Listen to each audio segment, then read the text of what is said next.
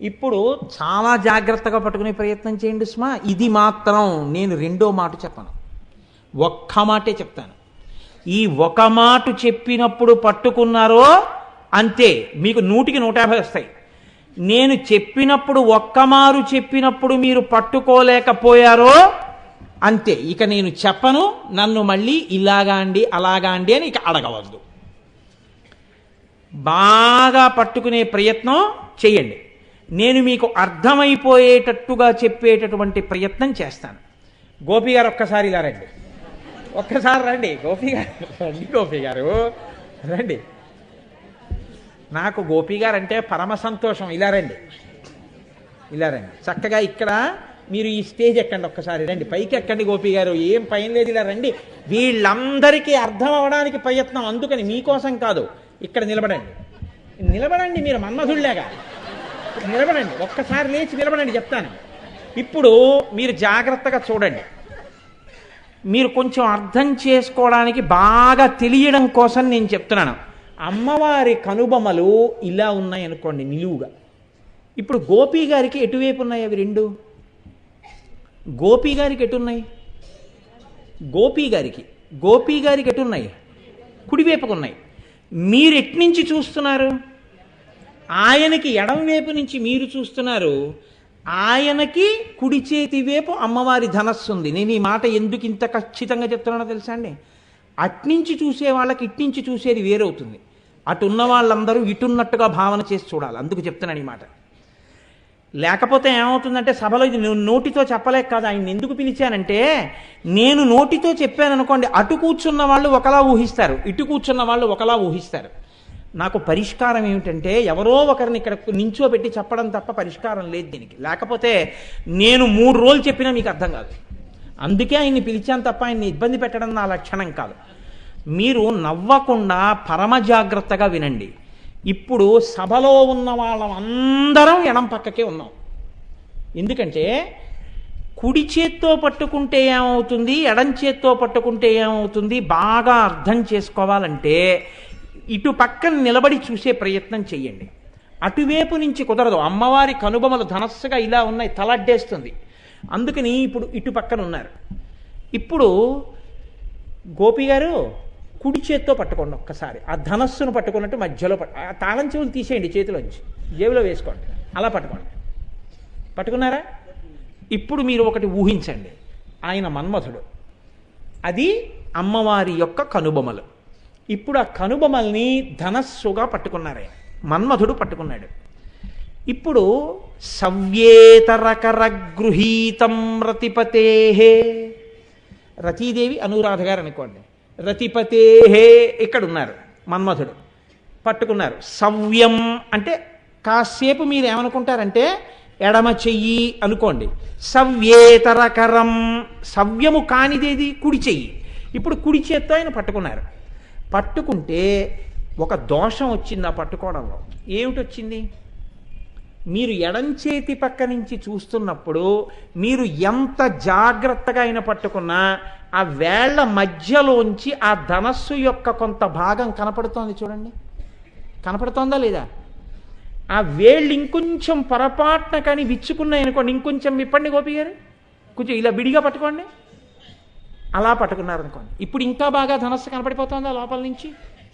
ఇప్పుడు అక్కడ ధనస్సు ఉందా అసలు? కనుబొమల మధ్యలో లేదు, కనుబొమల మధ్యలో జాగా ఉంది.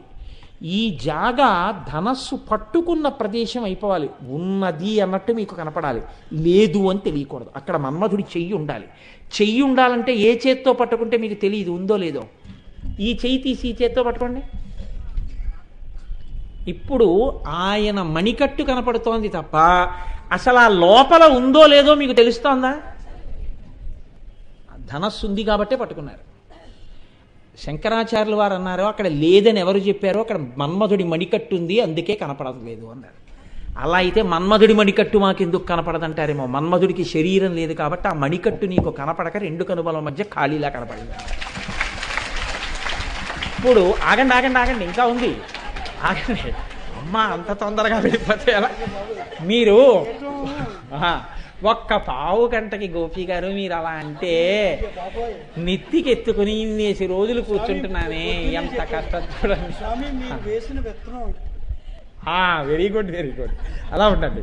సవ్యేతరకర గృహీతం రతిపతే. ఇప్పుడు ఎడం చేత్తో పట్టుకున్నాడా మన్మధుడు, కుడి చేత్తో పట్టుకున్నాడా? ఎడం చేత్తో. ఎందుకని? ఎడం చేత్తో పట్టుకుంటేనే ధనస్సు యొక్క మధ్యలో ఉన్న ఖాళీ కనపడదు, ఇది కప్పేస్తుంది. అప్పుడు లోపల ఉండిపోయింది ధనస్సు, అంతే. ఖాళీగా ఉందని మీకు తెలియదు, ఖాళీగా ఉందనరు, అందులో ఉండిపోయింది అంటారంతే. అది తప్ప ఖాళీగా ఉందన్న మాట మీ నోటి వెంట రావడానికి అవకాశం లేదు. ఇప్పుడు అందులో ఉండిపోయింది. ఇప్పుడు మళ్ళీ పట్టుకోండి ఎడం చేత్తో. ఇప్పుడు వింటినారేమైంది? ఆ ధనస్సుకి వింటినారు ఎటుంటుంది? ఇప్పుడు వింటినారి లాగా తీసినట్టు తీయండి కుడి చేత్తో ఒకసారి. తీస్తుంటే ఈ ఎక్కడ ఆయన పట్టుకున్నారో వింటినారి కూడా మీకు లేనిది కనపడదుగా, ఈ చెయ్యి అడ్డేస్తోందిగా. కాబట్టి ఇప్పుడు ఈ ముక్కు దగ్గర వింటినారి లేదని మీరు ఎలా అనగలరా? చెయ్యి అడ్డుతోంది కాబట్టి మీకు కనపట్టలేదు తప్ప చూపుల చేత వింటినారి కూడా ఉంది వెనకాల. ఇప్పుడు అమ్మవారి కనుబొమలు ఒక్క ధనస్సు అయిపోయాయా, అయిపోలేదా? ఎప్పుడైపోయాయి? ఇప్పుడు కూర్చోండి గోపి గారు. గోపి గారు ఒక్కసారి ఇలా రండి. మీరు ఇవాళ అందరికీ అర్థమయ్యేటట్టుగా ఇంత బాగా చేసినందుకు నేను వేసుకున్న అమ్మవారి ప్రసాదంగా మీకు చక్కగా కూర్చోండి. కాబట్టి మీరు అలా నించోబట్టి అందరికి అర్థమైంది. గోపి గారు తీసుకెళ్ళండి, చక్కగా కూర్చోండి. సవ్యేతరకర గృహీతం రతిపతే. ఇప్పుడు కుడి చేత్తో పట్టుకున్నాడా ఎడం చేత్తో పట్టుకున్నాడా మన్మధుడు అని అడిగాను అనుకోండి, ఎలా పట్టుకుంటాడు? ఎడం చేత్తో పట్టుకున్నాడు. కానీ నేను మీకు చెప్పేశాను కాబట్టి ఇంత తేలిగ్గా మీకు ఉంది. కానీ ఇది అర్థం చేసుకోవాలంటే ఈ శ్లోకాన్ని, అమ్మవారి కనుబొమల మధ్య భాగాన్ని మన్మధుడు ఏ చేత్తో పట్టుకున్నాడు అన్నది ఇక్కడ ధ్యానంలో మీరు చూడాలంటే, కుడి చేత్తో పట్టుకుంటే ఏమి ఇబ్బంది, ఎడం చేత్తో పట్టుకుంటే ఏమి ఇబ్బంది, అట్నుంచి పట్టుకుంటే ఏమి ఇబ్బంది, ఇట్నుంచి పట్టుకుంటే ఏమి ఇబ్బంది, ఇన్నిటిని మీరు చూడాలంటే మీరు లోపల ఎంత ధ్యానమో చేస్తే సవ్యేతరకర గృహీతం రతిపతే, ఏ చేత్తో పట్టుకున్నాడు అన్నది మీకు అప్పుడు అర్థమవుతుంది. ఇప్పుడు మీరు ఆలోచించండి, అమ్మవారి కనుబొమలు చమత్కారంగా మీకు తెలియకుండానే, ఇది కనుబొమలు కాదు ధనస్సు అన్న భావనతో మీరు అందులో చొప్పించి మన్మధుడి చేతితో సహా చూసేశారా? ఆ చూసేయడం వల్ల ఏమైందో తెలుసా అండి? నేను పరమ సత్యం చెప్తున్నాను, మీకు భయంకరమైన భయం కల్పించగలిగినటువంటి పెద్ద పాపరాశి ధ్వంసం అయిపోయింది ఆ క్షణంలో. ఇది ఆ నామం యొక్క ప్రయోజనం.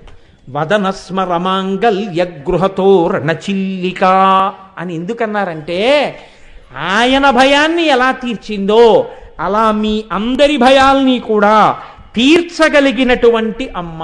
ఇది చెప్పడం కోసమని ఆ తల్లి రెండు కనుబొమలు ఒక ధనస్సు చెయ్యి అని శంకరాచార్యుల వారు ఇంత గొప్ప స్థితిని మనకి అందించారు. కాబట్టి చూడండి, అంత గొప్ప స్థితిని, ఇంతమంది భయాన్ని తీయడానికి ఆవిడికి అధికారం ఎంత గొప్పది. ఇప్పుడు ఇంకో ప్రశ్న వస్తుంది కదండి, ఏమంటే ఆవిడ అంత తేలిగ్గా తీసేస్తానంటే, కనుబొమలు చూసినంత మాత్రం చేత భయం తీసేస్తానంటే అంత శక్తి ఆవిడలో ఎలా వచ్చింది అంటే, ఆ కనుబొమల కదలికలకి అన్ని వ్యాపారాలు జరుగుతాయన్నారు శంకరాచార్య. ఇప్పుడు నోటితో చెప్తే చేశారనుకోండి ఒక స్థాయి, నోటితో చెప్తే వింటలేదని కాగితం మీద పెట్టారనుకోండి ఒక స్థాయి, కాగితం మీద పెట్టినా వింటలేదని బలవంతంగా చేయించారనుకోండి ఒక స్థాయి, ఏమీ చెప్పకుండా అనేటప్పటికి జరిగిందనుకోండి ఆయన అధికారం వేరు కదండి. ఆయన అసలు మాట్లాడరండి అంటారంతే, పనులు అయిపోతాయి. కనుబొమ్మలతో చేయిస్తాడండి, కనుసైగతో పనులు జరుగుతాయి. ఆయన శక్తి అది, అలా నడిపిస్తాడు రథాన్ని అంటారు. కనుబొమ్మ కదలిక చేత చేయించడం, ఆజ్ఞాపించడం ముఖంలో ఒక్క కనుబొమ్మకే చెల్లు, ఇంకే దేనికి ఉండదు ఆ శాసకత్వం. మీరు చాలా జాగ్రత్తగా చూడండి. నేను నా పెదవితో మిమ్మల్ని కూర్చోమ్మని కానీ, ఏమిటి సంగతి అని కానీ, నా పెదవితో కానీ, ముక్కుతో కానీ, కంటితో కానీ నేను అనలేను. ఏమిటి ఆ పిచ్చి పిచ్చి వేషాలు అనవలసి వచ్చింది అనుకోండి సభలో, ఇలా చూసి అన్నాం అనుకోండి సత్యవాణి గారిని, అంటే ఏమిటి ఆ పిచ్చి పిచ్చి వేషాలు అంటే, అమ్మ మీరేం చేశారని కాదు సుమా, అమ్మ మీరైతే ఏమిటంటే నా కూతురు లాంటి వారు స్వతంత్రంగా అనొచ్చు, అందుకని అన్నాను అనుకోండి. ఏమిటది, వెంటనే ఏదో పొరపాటు జరుగుతోందనమాట అని ఆవిడ అప్పటిదాకా ఏ సెల్తోనో ఆడుకుంటున్న ఆవిడ జాగ్రత్తగా సెల్ పక్కన పెట్టేసి బుద్ధిగా కూర్చుంటారు. అంటే ఇప్పుడు నేను ముఖంలో దేనితో అలా కదిపితే శాసించగలిగాను అవతల వారిని, కనుబొమ్మతో చేయగలిగాను. ఇది ఒక్క కనుబొమ్మ యొక్క కదలిక చేత నియంత్రించగలను, నేను అవతల వారి యొక్క నడువడిని శాసించగలను. ఎంత స్థాయిలో శాసించగలను? నా యందు వినయం ఉంటే అవతల వారు నా కనుబొమ్మ కదలిక వింటారు. నేను అన్నాను అనుకోండి, ఆవిడ సెల్ ఇలా చూపించి అందనుకోండి, అప్పుడు నా బతుకేమైనట్టు మీరు ఆలోచించండి. నేను ఇది పట్టుకుంటే నీకేమైనట్టు అని అడిగింది అనుకోండి, అప్పుడు నేనేమైనట్టు? ఆ కనుబొమ్మ కదలికకి నేను పాడైపోయినట్టు కదండి. అంటే నా చేత శాసింపబలవలసినటువంటి వ్యక్తి కాని వారిని నిష్కారణంగా శాసించాను, నా మర్యాద భంగం అయింది. అంటే ఎవరి మీద పడితే వారి మీద కనుబొమ్మలు ఎత్తడం కుదరదు. ఎవరు నువ్వు కనుబొమ్మ ఎత్తితే వారు వింటారో వారి మీదే కనుబొమ్మలు ఎత్తాలి, అంతేగాని అందరి మీద కనుబొమ్మలు ఎత్తితే నీ మర్యాద పోతుంది, వాళ్ళు ఎత్తితే కదండి. అమ్మవారికి కూడా అలా ఉంటుందా?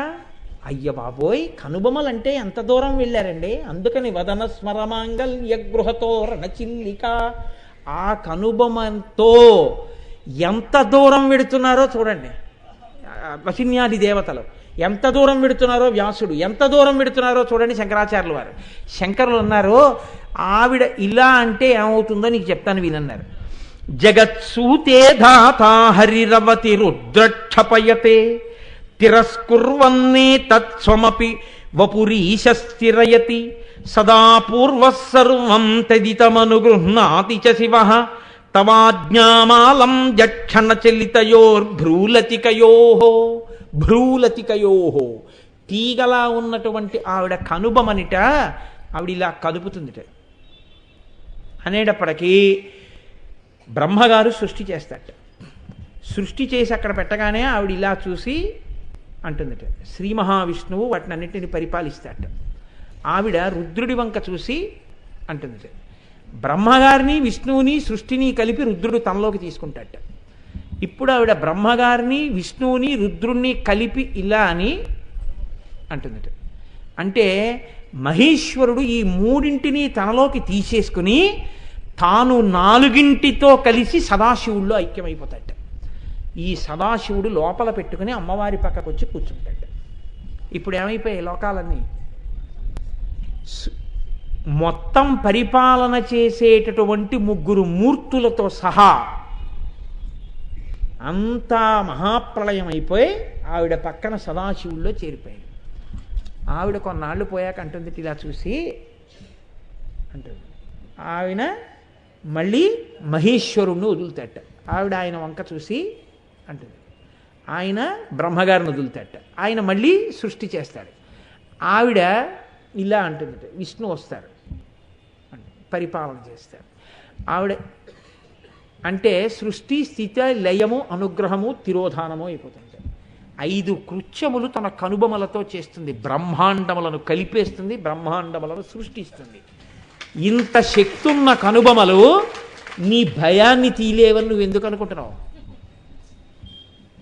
కాబట్టి వదనస్మరమాంగల్య గృహతో రణచిల్లిక. శివుడి పట్ల అపచారం చేసిన మన్మధుడికే భద్రగృహం అయితే నీకెందుకు కావు? నువ్వే తప్పు చేశావని అవుతావు. నువ్వు నమస్కారం చేస్తే వాళ్ళిద్దరూ సంతోషిస్తారు. నీ భయం పోయిందయా అన్నారు. మూకశంకరులు అన్నారు మూక పంచశతిలో, మోస్త ప్రభాపటల విద్రుమముద్రితీతే భ్రువల్లి వీచి సుభగే ముఖకాంతి సింధౌ కామాక్షి వారి భరపూరణ లంబమాన కాలాంబువాహ సరణిం లభతే కటాక్ష అన్నారు. మూకశంకరులు చెప్పినప్పుడు బాగా జ్ఞాపకం పెట్టుకోండి. శంకర భగవత్పాదులు చెప్పినా మూకశంకరులు చెప్పినా శ్లోకాన్ని మీరు పట్టుకోగలిగితే లలితా సహస్రనామంలో నామం బాగా అర్థమైనా అక్కడితో ఆ నామంతో మీ జీవితం తరించిపోతున్నట్టే. 1000 నామాలు అర్థమైతే ఇంకా ఏ స్థితిని పొందుతారండి జీవితంలో? ఎంత గొప్ప స్థితి! అందుకే ఇవి అర్థమైతే ఎక్కడ నడుస్తుంది? మీరు చదువుతూ ఒక్కసారి వదనస్మరమంగళ్యగృహతో రణచిల్లిక అన్నారనుకోండి, అనగానే అమ్మవారి కనుమలు భ్రోభుగ్నే కించిత్ భువన భయభంగవ్యసనిని తదీయే నేత్రాభ్యాం మధుకర రుచిభ్యాం ధృతగుణం ధనుర్మన్యే సవ్యేతరకర గృహీతం ప్రతిపతే ప్రకోష్ఠే ముస్తాచస్థగయతి నిగూఢంతరముమే అని శంకరుల శ్లోకం గుర్తొచ్చింది అనుకోండి. అమ్మవారి కనుబొమలు ఎడంచేత్తో పట్టుకోవడం, కుడి చేత్తో పట్టుకుంటే వేళ్ళు, ఆయన ప్రజ్ఞ, కనుబొమలు, వాటి గొప్పతనం, అవి కదిలితే ఏం చేస్తాయి జ్ఞాపకం వస్తుంది అనుకోండి. తర్వాత నామం చెప్పండి చూస్తాను, గుర్తుండదు. అదే నామం వదనస్మరమంగళ్యగృహతో రణచిల్లిక, వదనస్మరమంగళ్యగృహతో రణచిల్లిక అంటుంటారు. భార్య వచ్చి ఏమిటండి అది, వక్త్రలక్ష్మీ పరీవాహ చలన్మీ నాభలోచన అంటుంది. అంటే అబ్బబ్బబ్బబ్బా నా ఆనందం బాడు చేసేసావే, నాకు రాక కాదే అంటారు. అంటే లలితా సహస్రము యొక్క గొప్పతనం ఏమిటంటే ఏ నామం దగ్గర రెండో నామం గుర్తురాక రమించారో అక్కడే మీరు అనుగ్రహాన్ని పొందేశారు. అలా పొందడానికి అనువైన రీతిలో లలితా సహస్రం ఉంటుంది. అందుకే లలాటము, కనుబొమలు. అసలు ఇంక రేపు కళ్ళు వస్తాయండి. అమ్మవారి కన్నుల గురించి విన్నా, అమ్మవారి కన్నులను మనోనేత్రంలో దర్శనం చేసినా అమ్మవారి కళ్ళ గురించి పెద్ద ఇబ్బంది ఉండదు. ఎదురుగుండా కనబడుతుంటాయి కళ్ళు. ఆ కళ్ళు చూస్తూ కళ్ళ గురించి విన్నవాడెవరో, నేను మరొక ఉద్దేశంతో చెప్పట్లేదు, అలా విన్నవాడు నేను పరమ సత్యం మీకు చెప్తున్నాను. కొన్ని కోట్ల కోట్ల కోట్ల జన్మల జీవయాత్ర తర్వాత ఈశ్వరానుగ్రహం పరిపుష్టమైన వాడెవడుంటాడో వాడొక్కడే వినగలడు కళ్ళ గురించి.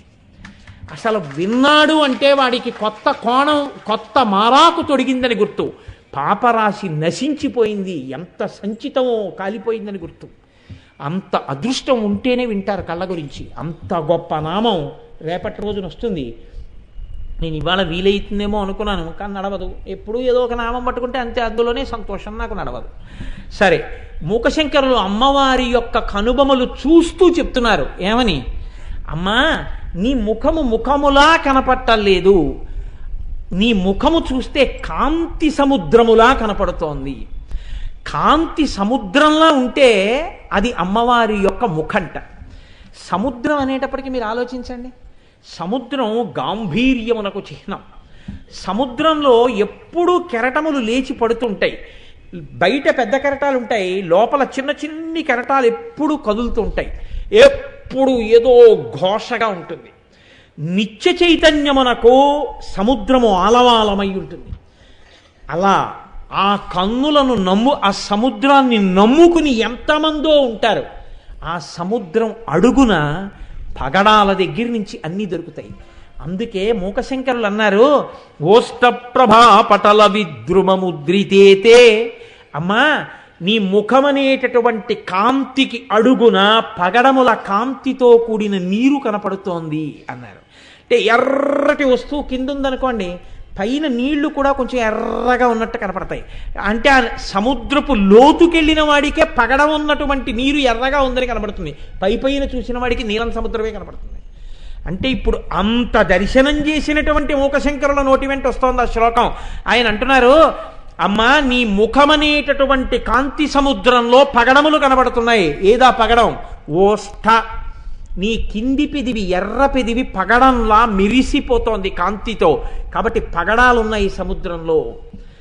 భ్రువల్లి వీచి సుభగే ముఖకాంతి సింధౌ, నీ ముఖకాంతి అనబడేటటువంటి సముద్రంలో భ్రువల్లి వీచి, ఈ కనుబొమలనేటటువంటి తరంగములు పైకి లేచి పడుతున్నాయి. ఎందుకని? పిల్లల కష్టాలు చూసినప్పుడు భ్రువౌ భుగ్నే, అయ్యో వీళ్ళకి ఎప్పుడు పోతుంది భయం, నా వంక చూస్తే చాలు పోగొడతాను. 2, ఏమండి అసలు భయం లేకుండానే చేయొచ్చుగా. భయం లేకుండా చేస్తే అమ్మవారి వైపు తిరిగి అమ్మవారికి నమస్కరించి భయం పోగొట్టుకున్న తృప్తి మీకెప్పుడు వస్తుంది? అసలు ఆ ఆనందం కలగాలంటే ఆవిడ వంక చూడాలి, అప్పుడు కదా ఆ తృప్తి, ఆ ఆనందం. కాబట్టి ఇప్పుడు భ్రువల్లి వీచి సృష్టి స్థితి లయ అనుగ్రహం తిరోధానం జరుగుతున్నాయంటే ఆ కనుబొమలు లేచి పడుతున్నట్లేగా. కాబట్టి పైకి లేచిపడే ఆ కనుబొమలే ఆ కాంతి సముద్రమునందున్నటువంటి కెరటములు. ఎలాగ నిజంగా ఎంత తత్వదర్శనం చేశారో చూడండి మూకశంకరులు అని ఆయన అంటారు.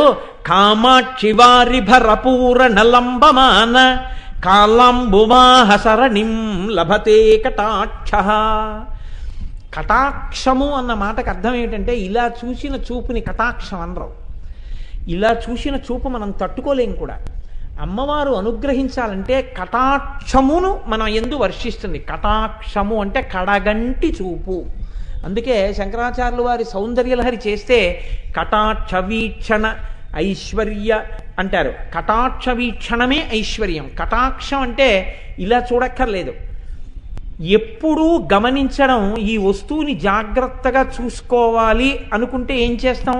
ఇప్పుడు నాకు ఈ పూలదండ మీద చాలా నచ్చింది అనుకోండి, ఉపన్యాసం చెప్తూ చెప్తూ ఇది ఉందో ఎవరన్నా పట్టుకుపోయారో అనుకున్నాను అనుకోండి, ఇలా చూస్తూ చూస్తూ అలా ఒకసారి చూస్తుంటాను.